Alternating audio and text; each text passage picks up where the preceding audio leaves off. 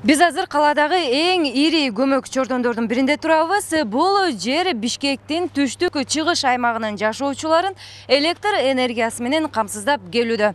Мына бир гана мол көмөк чордондун кубаттуулугун айта турган болсок, 40 мегавольт амперди түзүп, азыркы учурда тургундар дал ушул кубаттуулукту пайдаланып келишүүдө.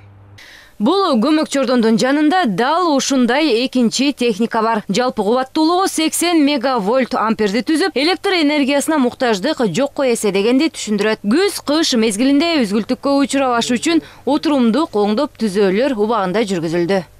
Мисал катары бул биздин бул көмөк чордон микрорайондо Абдыкалыков деген көмөк чордон менен ортодо байланыш кармап турат.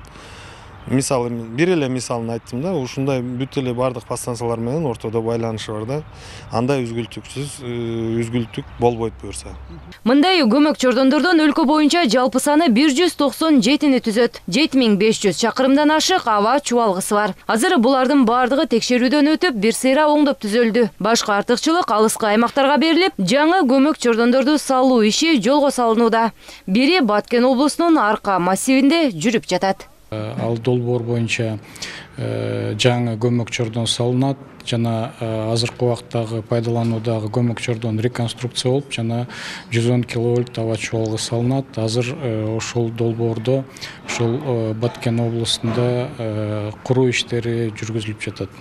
Ызгардуу кышта үшүбөй шишибей, жылуу чыгып алуу жарандардын башкы тилеги. Бул жаатта мамлекет Бишкек жана Оштогу жылуулук электр борборундагы турба агрегаттар менен буу казандарды оңдоп түзөөдөн өткөрдү. Ага кошумча каладагы ЖЭПке 1 миллион 600 миң тонна көмүр топтолду. Анын ичинде 350 миң тонна импорт болсо, 760 миң тоннасы жергиликтүү көмүр. 760-ын ичинен 700 миң тонна бул кара кече көмүрү, 60 миң тонна таш көмүр көмүрү. Бишкек шаарынын жылуулук электр борборунда 2 турба агрегат, 2 буу казандын оңдоп түзөө иштери каралган. Бүгүнкү күндө 2 буу казандын оңдоп түзөө иштери аяктоодо. Жана бир турба генератордун да ремонттук жумуштары аяктоодо. Ал арада гидроэлектр станциялардагы кыш мезгилине даяр. Быйыл таш көмүрү жана 3 коргон ГЭСинин гидроэлектр агрегаттары ремонттолуп, азыр электр энергияны өндүрө баштады. Алдыда чакан ГЭСтерди куруу зарылчылыгы бар. Ал үчүн чет өлкөлүк инвестицияларды тартууну күчөтүү керек деген мамлекет башчынын милдетин аткаруучу Талант Мамытов улуттук энергетикалык холдинг компаниясынын төрагасы Нурбек Козубековду кабыл алганда белгиледи. Анын жүрүшүндө энергиянын атаандаш булактарын, анын ичинде күндүн жана шамал энергиясын пайдаланууну өндүрүүнүн маанилүүлүгүнө токтолду. Талант Мамытов Каса миң долбоорунун алкагында бардык иш-чараларды өз убагында жүзөгө ашыруу зарылдыгын белгиледи. Ал Кыргызстан менен Тажикстандын энергетикалык тутумдарын Афганистан жана Пакистан менен байланыштырат. Каса миң жүзөгө ашса, электр энергиясынын бирдиктүү рыногун түзүүгө жана аны жыл бою сатууга мүмкүнчүлүк түзүлөт дешет эксперттер. Азыркы учурда Каса 1000 бул курулуш жүрүп жатат да. Бул 2 жылдан кийин гана курулушу мүмкүн.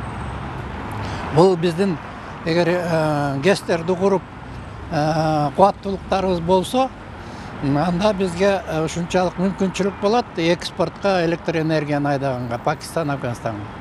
Белгилей кетсек, ушу тапта Токтогул суу сактагычындагы суунун көлөмү 14,1 миллиард куб метрди түзүүдө. Көрсөткүч былтыркы жылдын ушул мезгилине салыштырмалуу 2,4 миллиард куб метрге аз дегенди түшүндүрөт. Кырдаалга байланыштуу адистер электр энергетиканы сарамжалдуу пайдаланууга чакырышат. Салабат Эркетаева, Аскар Маратов, ЛТР, Бишкек.